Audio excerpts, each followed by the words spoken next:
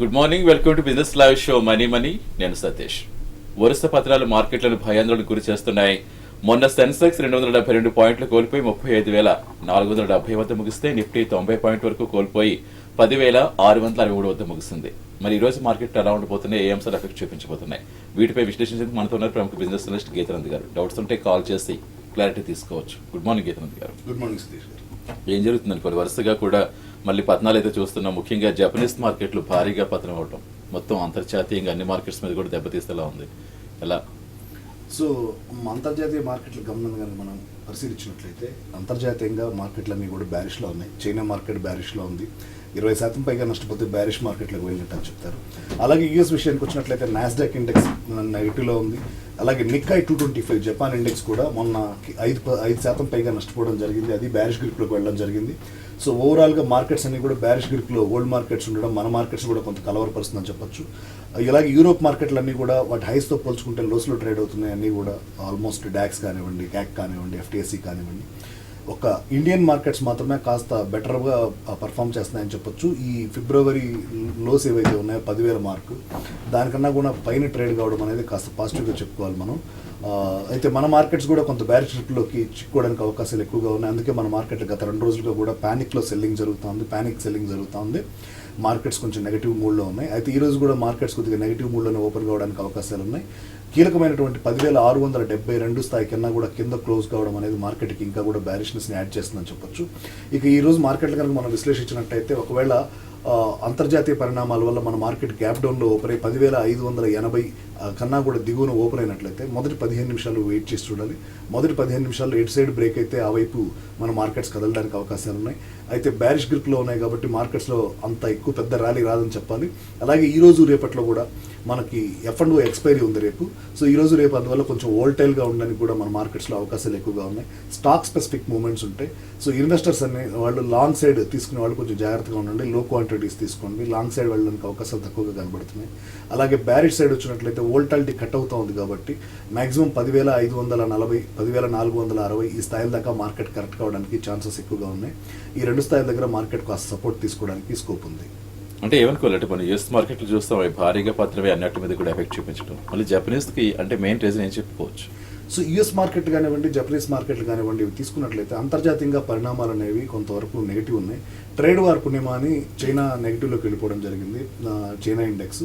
అలాగే ఇక US index విషయానికి వచ్చినట్టయితే 2019 గ్రోత్ ఒకటి స్లో డౌన్ అవుతుందన్న కామెంట్ ఎక్స్ట్రా యాడ్ అయిందని చెప్పొచ్చు. అలాగే టెక్నాలజీ స్టాక్స్ అయినటువంటి ఫ్యాంగ్ స్టాక్స్ అంటారు, Facebook, Amazon, Apple, Netflix, Google, ఈ స్టాక్స్ అన్ని కూడా 40% పైగా నష్టపోవడం జరిగింది. 30 నుంచి 40% పైగా నష్టపోవడం జరిగింది.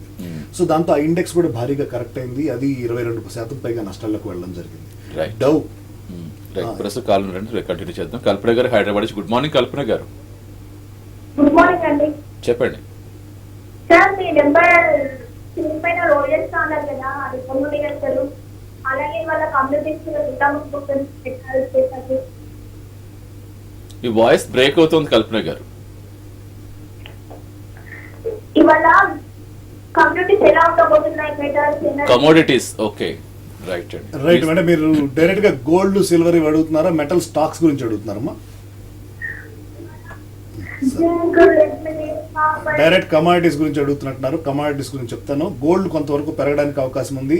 ఇప్పుడు గోల్డ్ మనకి MCX ప్రైస్ చూసినట్లయితే 31,460 దగ్గర ట్రేడ్ అవుతుంది. 31,250 స్థాయి సపోర్ట్ కింద ఉంటుంది ఒకవేళ ఈరోజు కరెక్షన్ వచ్చినా కూడా. అలాగే అప్ సైడ్ కనుక వచ్చినట్లయితే 31,800 దాకా పెరగడానికి అవకాశం ఉంది. గోల్డ్ పాజిటివ్లో ట్రేడ్ అవుతుంది, సిల్వర్ పాజిటివ్లో ట్రేడ్ అవుతుంది. అలాగే క్రూడ్ ఆయిల్ విషయానికి వచ్చినట్లయితే కొంత నెగిటివ్లో ట్రేడ్ కావడానికి అవకాశాలు ఎక్కువగా ఉన్నాయి. ఇప్పుడు 3,077 దగ్గర ఉంది. 3,000 మార్క్ దగ్గర సపోర్ట్ తీసుకోవాలి. ఒకవేళ 3,000 మార్క్ని కనుక కోల్పోయినట్లయితే 2,970 దాకా కూడా కరెక్ట్ కావడానికి అవకాశం ఉంది. అలాగే నేచురల్ గ్యాస్ కూడా నెగిటివ్లో ట్రేడ్ కావడానికి ఉన్నాయి. ప్రధానమైనటువంటి కమాడిటీస్లో ఈ మూమెంట్స్ మీరు గుర్తుపెట్టుకోవచ్చు. రైట్, థ్యాంక్ యూ కల్పన గారు. అలాగే గీతానంద్ గారు, ఓవరాల్గా ఈ ఇయర్ చూసుకుంటే మనం అసలు ఈ ఇయర్ జరిగిన మార్పులు ఎక్కడ జరగలేదు అనుకుంటాం. మార్కెట్స్లో అనేక ఒడిదుడుకులు కానీ, ఎత్తుపల్లాలు కానీ చాలా వరకు చూసుకుంటూ వచ్చి ఓవరాల్గా ఏం చెప్పుకోవచ్చు? సో ఇందులో మనకి ప్రధానంగా చెప్పుకోవాల్సిన December month. So December month ఏమైందంటే గ్లోబల్గా ఉన్న ఈవెంట్స్ అన్ని కూడా మనకు మార్కెట్స్ ఎలా ఓపెన్ అవుతున్నాయి, ఎలా క్లోజ్ అవుతున్నాయి కూడా అర్థం కావట్లేదు. ఉన్నటువంటి గ్యాప్ డౌన్ అయిపోతాయి, మార్కెట్స్ వెళ్ళి పాజిటివ్లో క్లోజ్ అవుతాయి.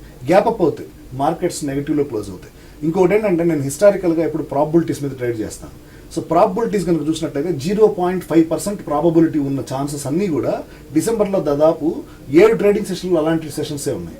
మనకు ఇండియాలో తీసుకుంటే ఉర్జిత్ పటేల్ రాజీనామా, ఎలక్షన్స్ కౌంటింగ్, ఆర్బీఐ పాలసీ, అలాగే గ్లోబల్గా అమెరికాలో తీసుకుంటే ఫెడ్ పాలసీ, ట్రేడ్ వారు, G20 సమ్మిట్, ఇలా తీసుకుంటే ప్రతిరోజు ఏదో ఒక న్యూస్తో మన మార్కెట్స్ అతలాకుతలం అవుతున్నాయని చెప్పొచ్చు.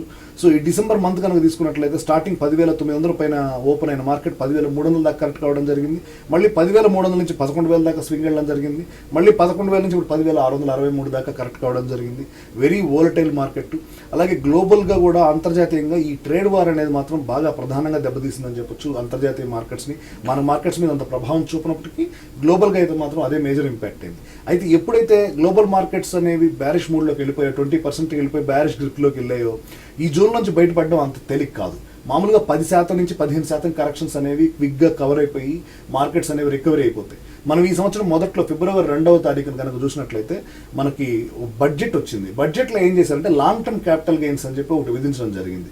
ఆల్రెడీ మనకు ఉన్నటువంటి ఎస్టీటీ ట్యాక్స్ విధానంతో పాటు ఎప్పుడైతే లాంగ్ టర్మ్ క్యాపిటల్ గెయిన్స్ కూడా వేశారో మార్కెట్స్ భారీగా కరెక్ట్ అయిన తర్వాత మార్కెట్స్ రికవరీ వచ్చి ఆల్మోస్ట్ 11,800 ఆల్ టైమ్ హై స్థాయిని కూడా క్రియేట్ చేయడం జరిగింది. అక్కడ నుంచి మళ్ళీ కూడా మనకి సెప్టెంబర్లో అంతర్జాతీయ పరిణామాల వల్ల మార్కెట్స్ కరెక్ట్ కావడం మొదలైతే ఈసారి రికవరీ అనేది రాలేదు. 35-40 రోజుల పాటు నెగిటివ్లో ట్రేడ్ అయినటువంటి ఇండెక్స్ 10,000 స్థాయిని కనుక చేరుకుంటే ఆ తర్వాత 40 రోజుల్లో 10,663 దగ్గర ట్రేడ్ అవుతుంది. ఎందుకు అంటే అంతర్జాతీయ పరిణామాలు ఏమాత్రం అనుకూలించలేదని చెప్పొచ్చు. దాంతోపాటు మధ్యలో రూపాయి బలహీనపడడం, క్రూడ్ ఆయిల్ ధరలు మధ్యలో భారీగా పెరిగినాయి దాదాపు. ఇప్పుడు మళ్ళీ కరెక్ట్ అయిపోయినాయి. కానీ క్రూడ్ ఆయిల్ పడుతున్నా, రూపీ స్ట్రాంగ్ అవుతున్నా కూడా మార్కెట్స్ రియాక్ట్ కావడం లేదు. ఎందుకంటే ఇన్వెస్టర్స్లో కొంతవరకు భయాందోళన నెలకొన్నాయని చెప్పొచ్చు. సో ఈ యూఎస్ మార్కెట్స్ కానివ్వండి, మన జపాన్ మార్కెట్స్ కానివ్వండి, బేరిష్ గ్రిప్ నుంచి బయటికి రావడానికి ఎన్ని రోజులు పడితే మనకి అవగాహన లేదు ప్రస్తుతానికి. రాజుగారు కొత్తగూడ నుంచి. నమస్తే రాజుగారు, చెప్పండి. సార్ నా డౌట్ వచ్చి కమ్యూనిటీస్ నుంచి సార్ మెటల్స్ మూవ్మెంట్ ఎలా ఉంటుంది సార్? పాజిటివ్ అవుతుంది, నెగిటివ్ ఉండబోతుంది sir. And at the same time sir contact number -2 years అన్నారు, అది రాలేదు. సో దాని గురించి కూడా అడుగుదామని కాల్ చేశాను. ఓకే, అంటే మీరు పైన నెంబర్స్ కాల్ చేసి తీసుకోండి, స్టార్ నెంబర్ తీసుకోవచ్చు, వాళ్ళు ఇస్తారు మీకు. Okay sir. Okay right. ఈరోజు నేను ఇందాకే చెప్పానండి, కమాడిటీస్లో వచ్చేసరికి మీకు గోల్డ్, సిల్వర్ పాజిటివ్లో ట్రేడ్ కావడానికి అవకాశాలు ఉన్నాయి. అలాగే న్యాచురల్ గ్యాస్, క్రూడ్ ఆయిల్ నెగిటివ్లో ట్రేడ్ కావడానికి అవకాశాలు ఉన్నాయి. ఇక జింక్, అల్యూమినియం, కాపర్ నేను డేటా కోసం వెయిట్ చేస్తున్నాను, కొద్దిసేపట్లో కవర్ చేస్తాను. జింక్, అల్యూమినియం, కాపర్ ఇవి నాకు డేటా కోసం వెయిట్ చేస్తున్నాను, రాగానే నేను కవర్ చేస్తాను. ఓకే, రైట్ రాజు గారు, థ్యాంక్ యూ. అలాగే ఇతరంది గారు, ఇప్పుడు బ్యాంకుల సమ్మె కూడా వారంలో మళ్ళీ 2వసారి సమ్మె. ఇది అంటే ఏంటి, బ్యాంకులు విలీనాన్ని వ్యతిరేకిస్తూ సమ్మెనా, ఇది ఎలా చెప్పుకోవాలి? సో బ్యాంకుల విలీనం వల్ల యాక్చువల్గా ఎంప్లాయీస్లో కొంత భయాందోళనలు ఉన్నాయి. ఇవే కాదండి, మనకు మామూలుగా ఏదంటే ఏదైనా ఒక మార్పు సంభవిస్తున్నప్పుడు ఎగ్జిస్టింగ్ సిస్టంలో ఉన్న వాళ్ళందరూ కూడా దాన్ని వ్యతిరేకించడం జరుగుతూ ఉంటుంది. మనం సిస్టమ్స్ తీసుకొచ్చినప్పుడు, కంప్యూటర్స్ తీసుకొచ్చినప్పుడు కూడా ఇదే వ్యతిరేకత వచ్చింది. అలాగే విలీనం వల్ల కూడా కొంత నష్టాలు ఉంటాయని చెప్పి వ్యతిరేకత వస్తుంది.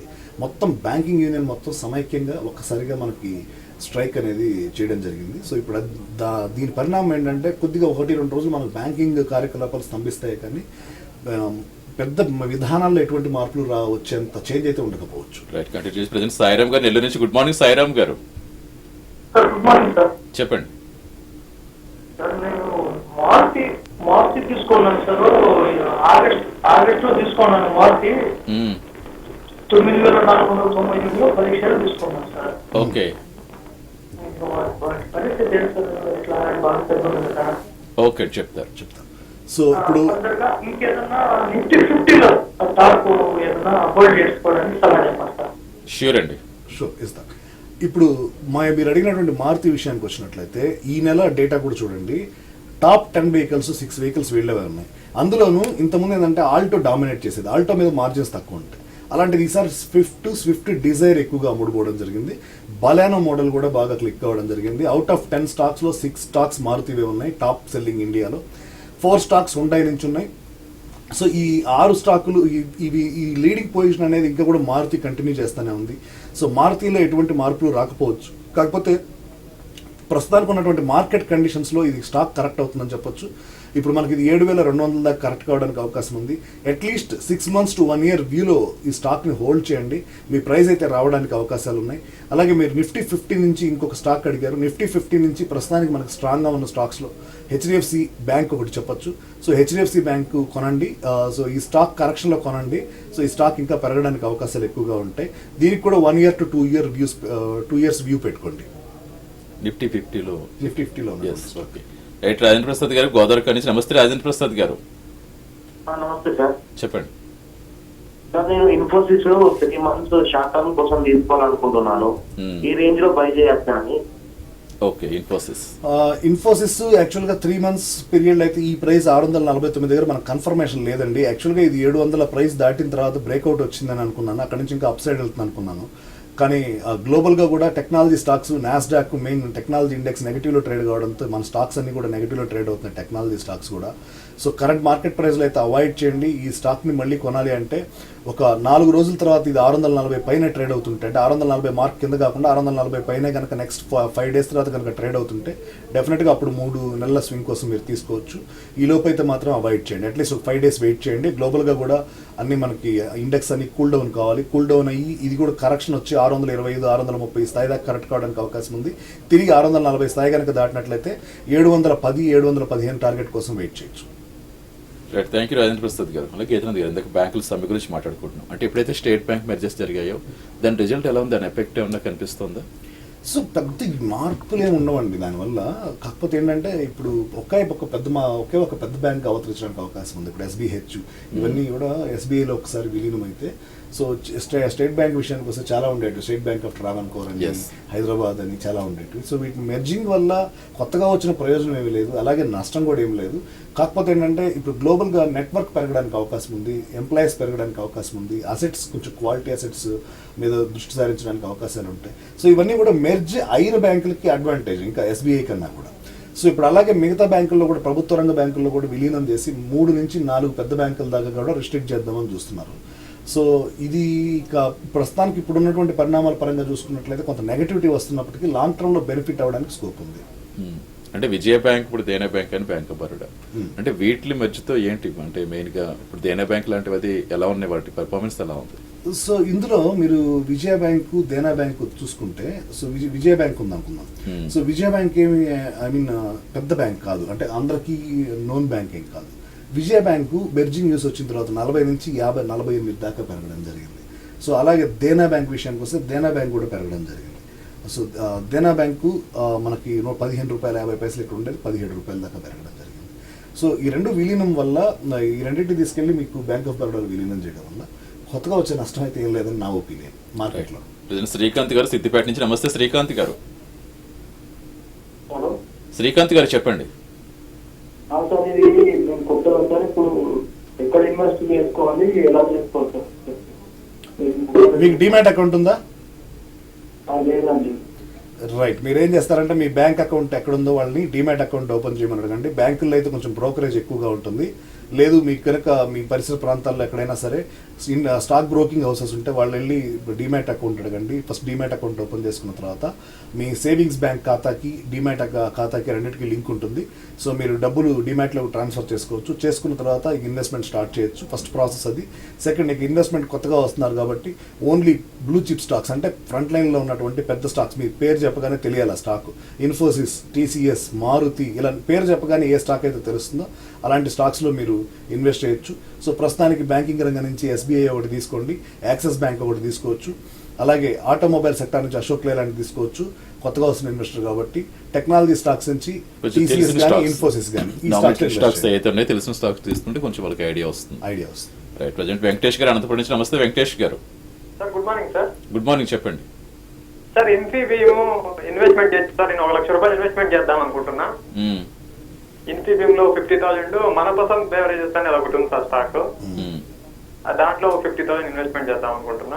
రెండు beat and down term sir, long term కైనా సరే రెండు బీట్ అండ్ డౌన్ స్టాక్స్ అండి, మన పసంద్ బెవరేజ్ కానీ, ఇన్ఫీబీమ్ కానీ. సో ఈ రెండు అవాయిడ్ చేయదగ్గ స్టాక్స్, ప్లీజ్ అవాయిడ్ చేయండి.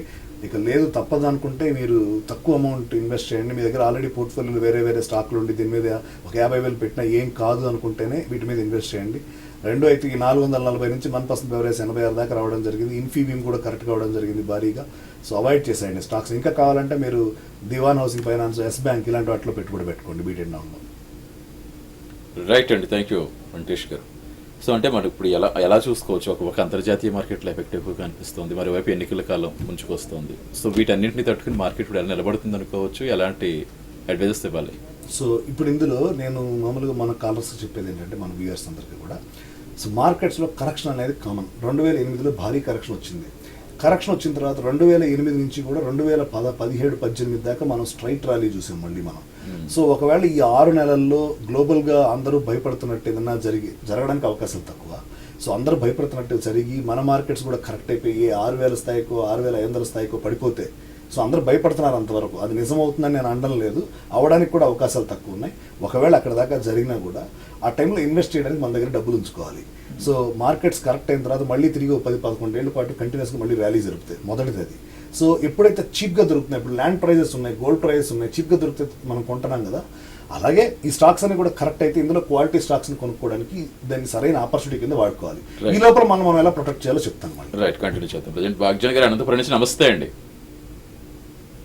హలో నమస్తే, చెప్పండి. సార్ నేను ఇండస్ట్రీస్ చేసుకుంటాను సార్. మీ వాయిస్ బ్రేక్ అవుతోందండి, కొంచెం క్లారిటీగా చెప్పండి. రీసెంట్ గా ఫిన్టెక్ ఇండస్ట్రీస్ కొన్నామండి 12 రూపీస్ తో. ఓకే. సరిగ్గా అవకాశం ఉన్నాయి సార్. సో అవాయిడ్ చేయండి స్టాక్ని, ఎగ్జిట్ తీసుకోండి. 11 రూపీస్ 70 పైసా ఉంది, 12 రూపీస్ 10 పైసా అలా వస్తే ఎగ్జిట్ అయిపోండి స్టాక్లో నుంచి. సో ప్రస్తుతానికి పెరగడానికి అవకాశాలు లేవు స్టాక్. రైట్, థ్యాంక్స్ అండి. సో గీతన్ గారు కంటిన్యూ చేద్దాం. సో ఇప్పుడు ఈ లోపల పొజిషన్స్ ఉన్న వాళ్ళు ఏం చేస్తారంటే, మీ దగ్గర ఉన్నటువంటి 5 లక్షల రూపాయల వాల్యూకి ఈక్వల్గా స్టాక్స్ ఉంటే, 5 లక్షల అబవ్ ఉంటే, నిఫ్టీలో దూరంగా ఇప్పుడు మనకు 11,000 ట్రేడ్ అవుతుంది. ఎగ్జాంపుల్ చెప్తాం, 10,660 ట్రేడ్ అవుతుంది. 10,300 లేదా 10,200 పుట్లు ఒక 2 లాట్లు అంటే మీకు పెద్ద కాస్ట్ కూడా పడదు. 5 లక్షలు హోల్డింగ్ ఉంటే ఒక 15,000 రూపాయలు పెట్టి హెడ్ చేసుకోండి. సో ప్రతి ఒక్కళ్ళకి క్లియర్గా మళ్ళీ చెప్తున్నాను, మీకు 5 లక్షలు అంటే అబవ్ ఎన్ని ఉంటే అన్ని లాట్లు, 2 లాట్స్ లెక్కన. సో పుట్స్ తీసుకొని హోల్డ్ చేయండి, ప్రతి మంత్ కంటిన్యూ చేయండి. పుట్లో లాభం వచ్చింది కదా అని బుక్ చేసుకోవడం చూడకండి. మీరు ఇన్సూరెన్స్ పాలసీ కడుతున్నట్టే, ఇంచుమించుగా మీరు ఇన్సూరెన్స్ కడుతున్నట్టు. మన సెల్ఫ్గా ఇప్పుడు ఇన్సూరెన్స్ కడుతున్నాం కారు కొద్ది రోజుల పాటు మీరు యాక్సిడెంటే కాలేదు, మీరు కట్టిన ఇన్సూరెన్స్ ఏమైపోతుంది, ఎక్స్పైర్ అయిపోతుంది. పోనివ్వండి, మీకు ఇన్సూరెన్స్ రూపంలో నష్టం వస్తుంది. కానీ అనుకోని ప్రమాదం జరిగినప్పుడు మిమ్మల్ని ఎలా అయితే కాపాడతాయో పుట్స్ కాపాడతాయి. సో పుట్స్ లో ఏంటంటే ఇన్సూరెన్స్ అనుకోండి, ప్రీమియం కడుతున్నాం అనుకోండి, మీకు వచ్చిన లాభాల్లో అదే ఎక్కువ నష్టం వస్తుందండి. 6 నెలలు కంటిన్యూస్గా నాకు ₹1,00,000 లాస్ వచ్చింది ఈ పుట్స్ కొనడం వల్ల అంటే, అయినా కూడా పర్వాలేదు. ప్రస్తుతానికి గ్లోబల్గా మార్కెట్స్ స్టేబుల్ అయ్యేంత వరకు, మళ్ళీ మనం ఎట్టా ప్రోగ్రామ్లో చెప్తాం గ్లోబల్గా స్టేబుల్ అయింది.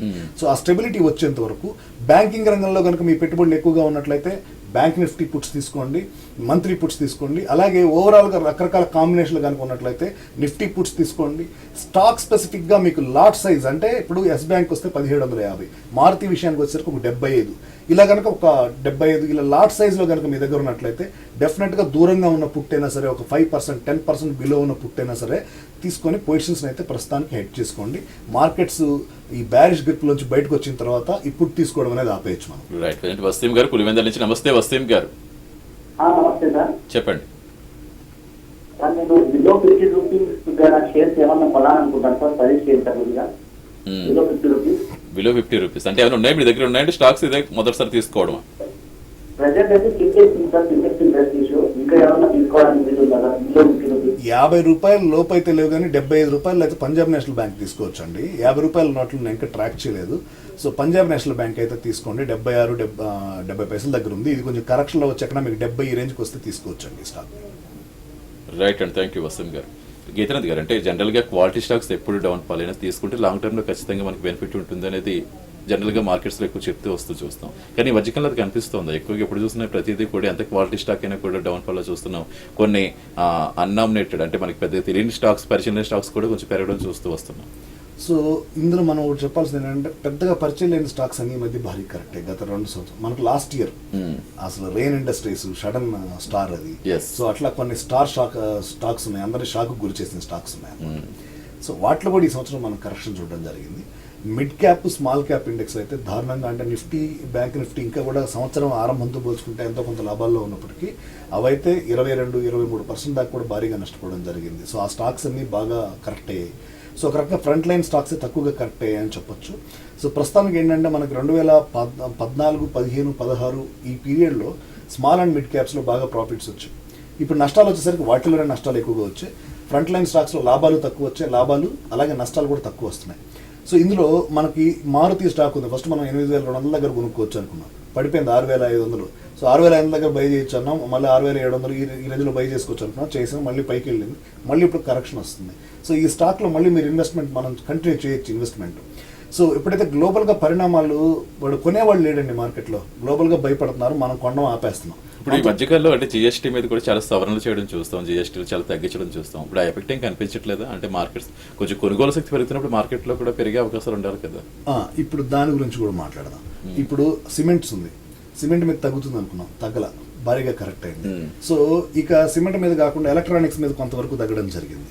సో ఇదేంటంటే హ్యావెల్స్ ఇండియా ఇలాంటి వాటికి రావాలి, సో అవి కూడా కరెక్ట్ కావడం జరుగుతుంది. సో ఇప్పుడు మనకు వచ్చేటువంటి లోకల్ ఎకనామికల్ ఫ్యాక్టర్స్ ఏవైతే ఉన్నాయో అవి అంతగా ప్రభావం చూపట్లేదు.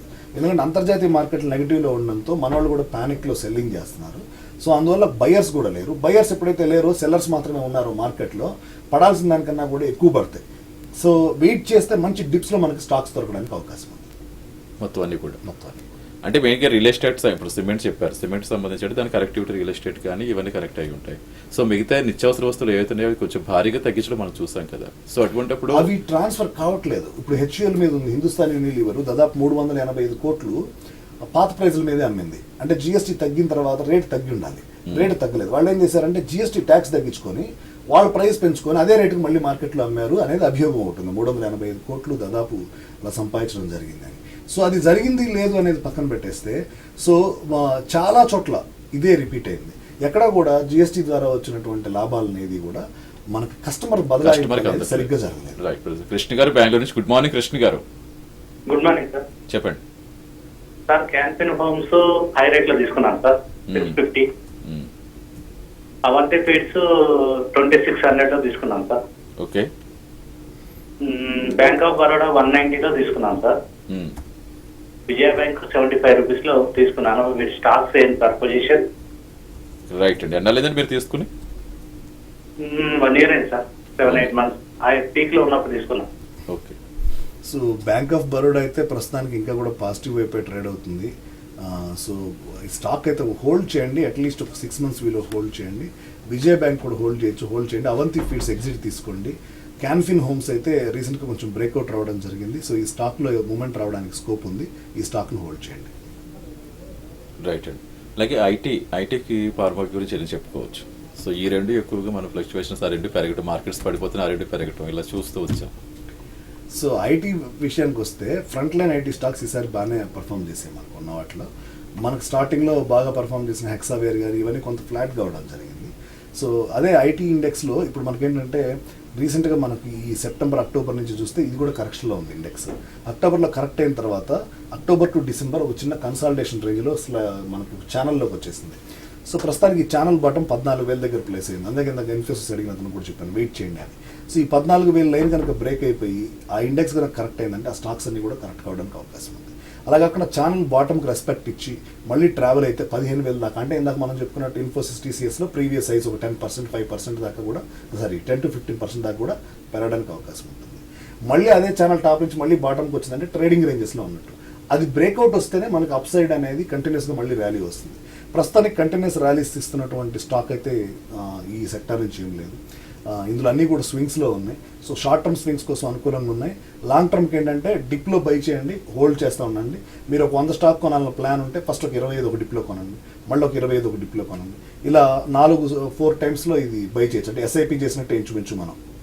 సో అలా కొనుక్కోవడానికి ఇవి అనుకూలంగా ఉంటాయి. ఇక ఫార్మా కూడా కొంచెం వోల్టైల్గా ఉందని చెప్పొచ్చు ఇండెక్స్. సో ఈ రెండు ఇండెక్స్లో కూడా ఇంకా మనం కంప్లీట్గా అప్ సైడ్ అనేది ప్రస్తుతానికి చెప్పలేం. సో నిఫ్టీ ఐటీ అయితే బాగా ట్రావెల్ అయింది. ట్రావెల్ అయిన తర్వాత ఇప్పుడు మళ్ళీ స్తబ్దుగా ఉంది. ఫార్మా విషయానికి వస్తే కరెక్షన్ నుంచి మళ్ళీ అప్ సైడ్ రావడానికి ప్రయత్నించిన ప్రతిసారి కూడా దీన్ని సెల్ ఆఫ్ చేస్తూ ఉన్నారు. మనకి 9,000 స్థాయి దగ్గర ఇది జూలైలో, ఆగస్టులో బ్రేక్అవుట్ రావడం జరిగింది.